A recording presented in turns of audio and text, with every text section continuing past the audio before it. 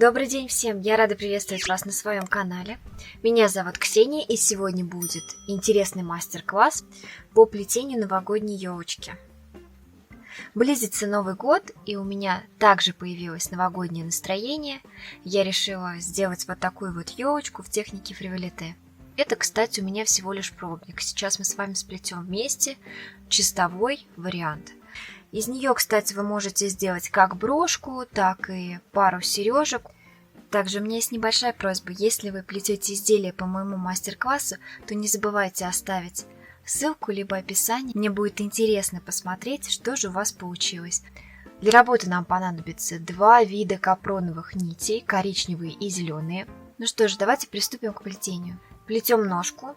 Первое колечко у нас будет 10 пико 10. Не забываем, что в начале работы нам обязательно нужно заправить хвостики. Делаем это как обычно. Я всегда заправляю хвостики ниток в 3-4 узелка. А далее плетем колечко 10 пико 10.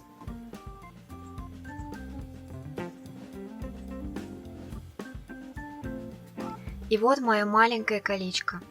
Следующее кольцо будет 7 пико 10 пико 7. При этом, при плетении, после первых 7 узлов мы должны будем выполнить соединение за пико, которое у нас есть на первом кольце.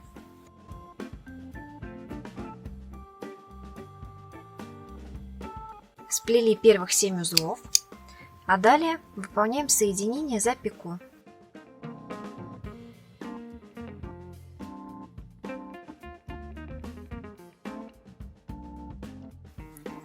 Старайтесь хорошенько затягивать вашу работу, чтобы все колечки были одинаково стянутыми и ровными.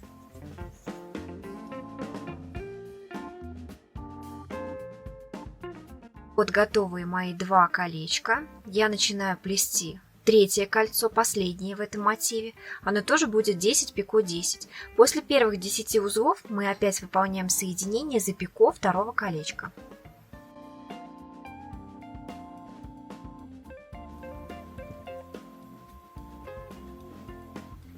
Соединяем. А далее доплетаем работу, прячем хвостики ниток. Если вдруг вы не умеете прятать хвостики, то вы можете воспользоваться моим способом, который я описываю в одном из своих видео, либо заправить концы ниток любым удобным для вас способом.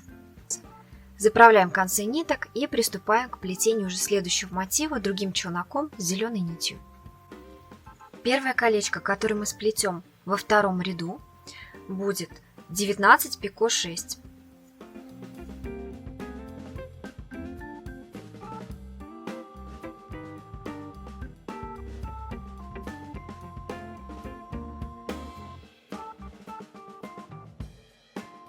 Первое колечко готово. Следующее кольцо у нас плетется по схеме 11 пико 11.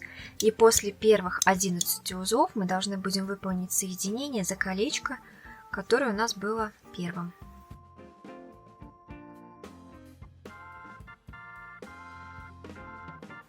Выполняем соединение.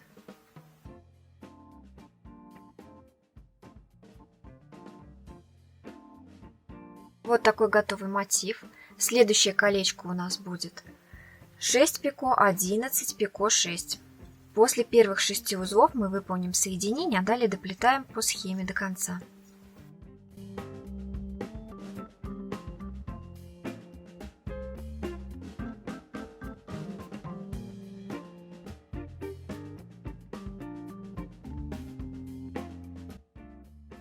Готовы полностью колечко. Следующее кольцо у нас будет снова 11 пико 11. Не забываем соединить его с нашей работой.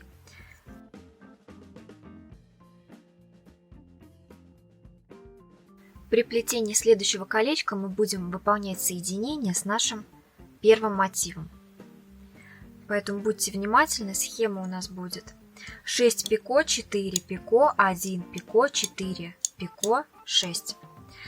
После первых 6 узелков мы выполним соединение.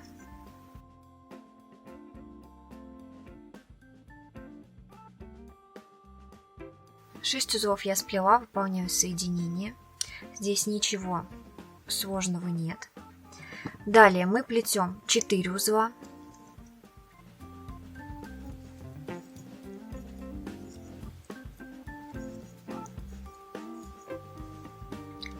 и подкладываем нашу работу, которую мы ранее сплели. Вот таким образом. Теперь мы должны будем соединиться за вот эти боковые колечки 10 пико 10. Просто проходимся за основание.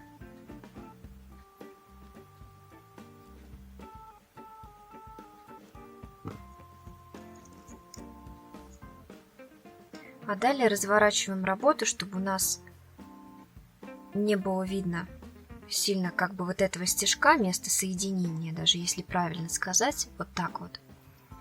Плетем один узел и далее выполняем снова соединение, но уже с другим боковым колечком 10 пико 10, точно так же за основание.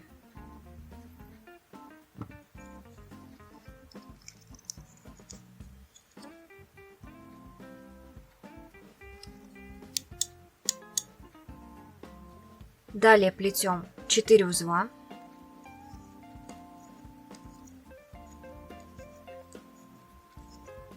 Пико и 6 узлов.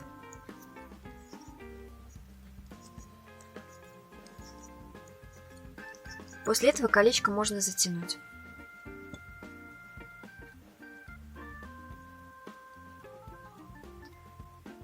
Вот посмотрите, сейчас пока что у нас вот эта часть слишком уходит вверх, точнее даже не вверх, а закругляется, но это исправится после того, как мы сплетем остальные ряды. А далее мы должны доплести точно такую же вторую половину, как и здесь. Схему я вот здесь пропишу, полностью показывать плетение не буду, так как оно полностью повторяет то, что я вам сейчас показывала. Покажу вам сразу готовый результат. Так, следующий у нас мотив это третий. Начинаем его плести точно так же, только соединять мы будем уже сразу же. С первого колечка у нас будет выполняться соединение. Плетем первое кольцо. 14 пико, 4 пико, 7. После того, как сплетете первых 14 узлов, мы будем выполнять соединение с предыдущим мотивом, с вот этим.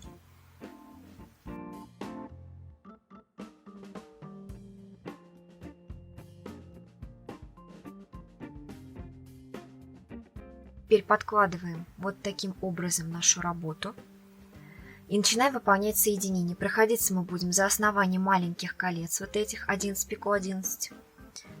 Поэтому проходимся за их основание, прихватываем нить,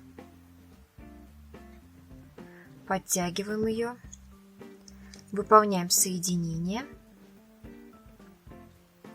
Следите, чтобы у вас не было слишком больших видных вот здесь вот стежков в этом месте. Так, плетем 4 узла. Плетем аккуратно, нам вначале может быть немного неудобно. Хотя бы сплетите пол узла, потом можете загнуть работу вашу и спокойно продолжать плетение. Так, 4 узелка сплели, делаем пико. А далее 7 узлов. После этого работу можно затянуть. Вот что у вас должно получиться.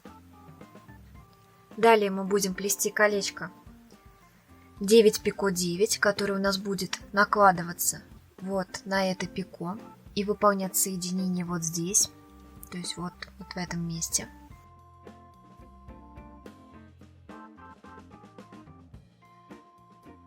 После того, как мы сплели 9 узлов, выполняем соединение за пико, который у нас здесь есть. Вот.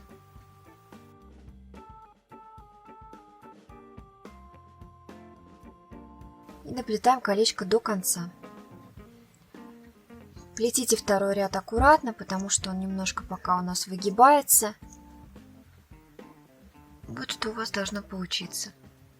Далее плетем следующее колечко, которое у нас будет плестись по схеме 7 пико, 4 пико. Потом выполняем соединение за основание колечка вот этого маленького с предыдущего уровня. Дальше 4 пико, 7. Плетем в начале первых 7 узлов.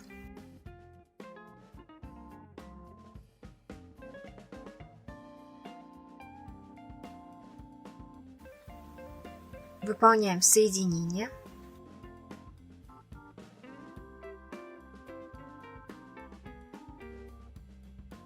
Далее будем плести 4 узла.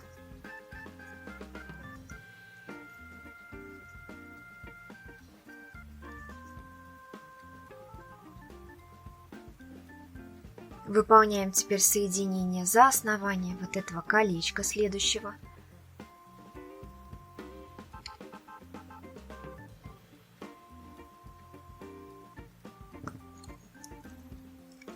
Плетем снова 4 узла. Не забываем, что мы должны аккуратно работу подтягивать, чтобы у нас не было заметно петелек нигде.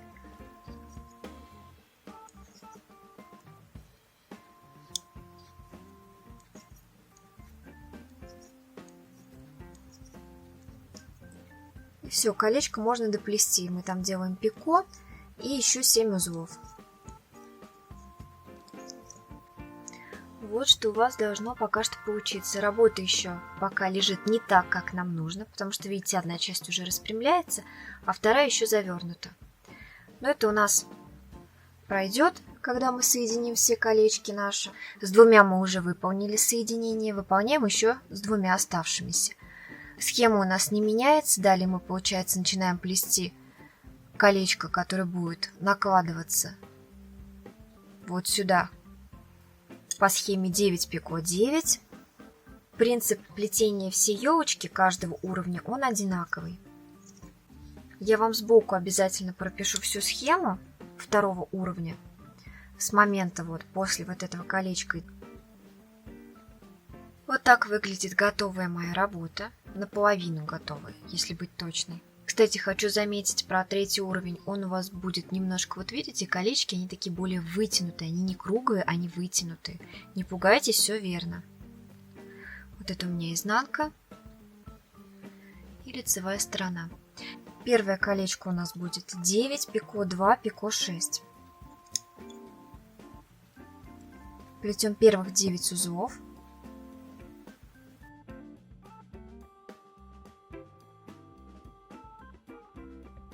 Дальше берем нашу работу незаконченную еще.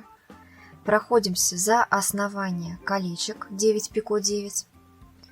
Вот покажу поближе.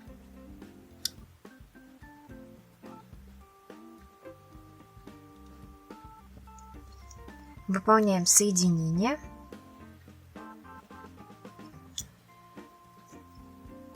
Плетем 2 узла. Делаем пико и 6 узлов. Следующее колечко у нас будет 7 пико 7. После первых 7 узлов мы должны будем выполнить соединение за предыдущее колечко.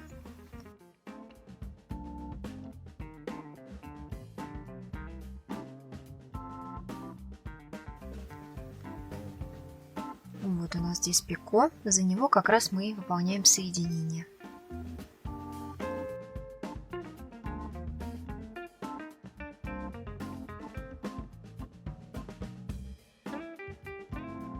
Плетем еще 7 узлов и затягиваем кольцо. Следующее колечко у нас будет 6 пико, 2 пико, 2 пико 6. После первых 6 узлов мы выполним соединение за предыдущее колечко.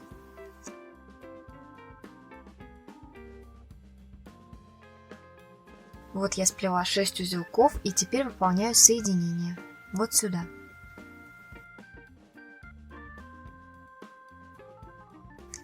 Каждый уровень очень похож на предыдущий. Отличается только количество узлов в схеме и сколько колечек мы сами по себе плетем. Мы плетем на убывание. Плетем 2 узла после соединения. Далее выполняем за пико колечко вот здесь вот в основании соединение и доплетаем кольцо до конца. Колечко затягиваем. Далее мы снова плетем кольцо 7 пико 7.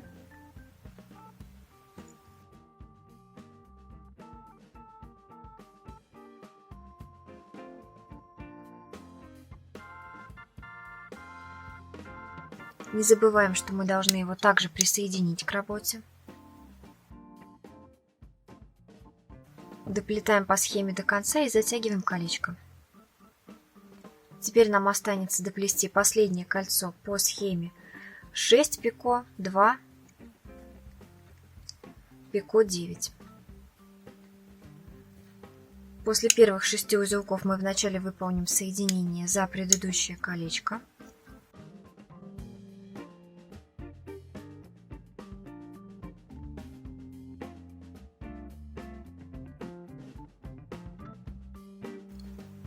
А далее плетем 2 узла и выполняем соединение за предыдущий уровень, за основание колечка 9 пико 9. Вот здесь. Далее кольцо доплетаем до конца и прячем хвостики ниток. Вот так должна выглядеть ваша работа. Что же, давайте сплетем последний мотив в этой елочке. Он у нас также плетется одним челноком. Если вы хотите, вы можете вплести туда бисер вместо звезды наверху, вот здесь, вот в этом месте. Я сделаю здесь просто, скорее всего, пико, прям совсем маленькое, чтобы мне было за что зацепить. Потому как я все-таки думаю, что это у меня будет, скорее всего, либо елочная игрушка, либо брошь. Но это не важно. Итак, первое колечко у нас будет 9 пико, 2 пико 4.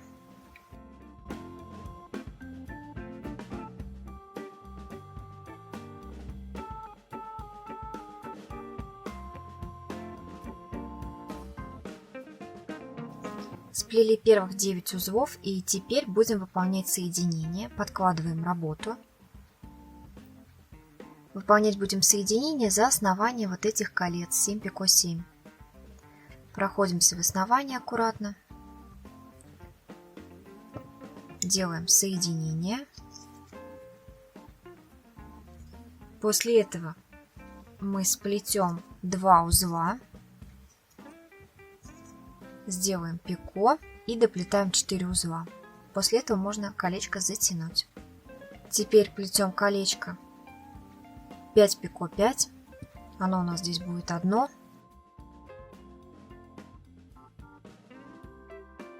После первых 5 узелков не забываем присоединить его за предыдущее кольцо, за пико.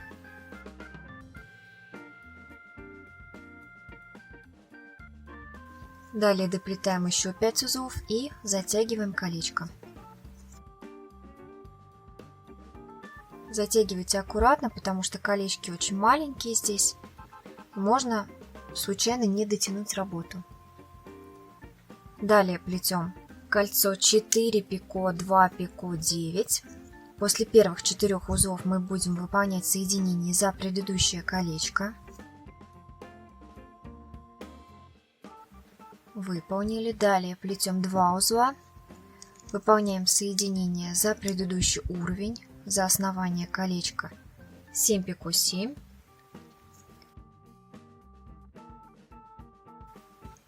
Вот здесь. Аккуратно проходимся, смотрим, чтобы у нас не было стежков сильных, потому что они могут образоваться, если плохо подтянуть работу. А далее доплетаем 9 узлов, и колечко можно затянуть. Теперь мы плетем последнее кольцо, верхнее вот это. Оно у нас плетется по схеме 9 пико 9.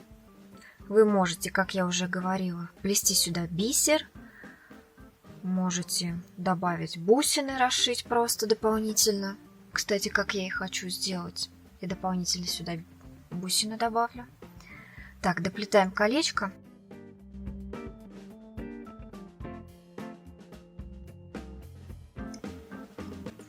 Пико я делаю прям совсем небольшое, чтобы его было не сильно заметно.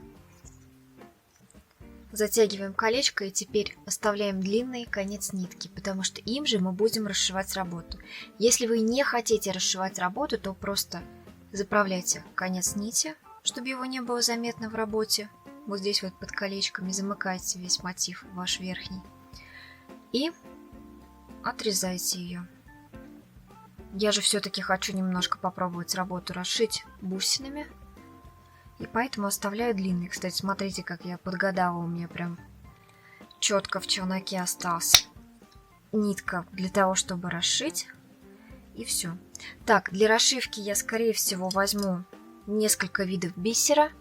У меня его достаточно большое количество. Возможно, у меня будут бусины.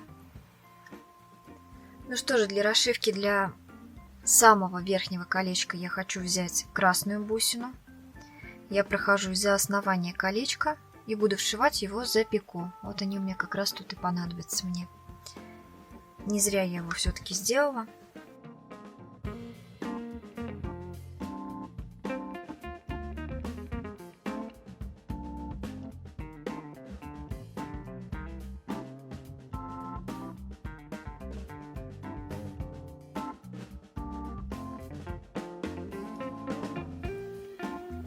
Ну вот такая вот елочка у меня получилась. Если вы посмотрите, то вот черновой вариант. Я бы не сказала, что они сильно отличаются, но все-таки расшивка дает о себе знать. И цветовая гамма. Вот это все-таки, мне кажется, больше на елочку похоже. Но стоит отметить, что вот эта форма, в принципе, подойдет для любых сережек. То есть вы ее можете использовать как серьги. Я надеюсь, что данное видео было интересным и полезным для вас. Если вам понравилось видео, то не забывайте поставить мне пальчик вверх, а также подписаться на канал и нажать на колокольчик, чтобы не пропустить уведомления о моих новых мастер-классах. А на сегодня я прощаюсь с вами. До новых встреч. Пока-пока.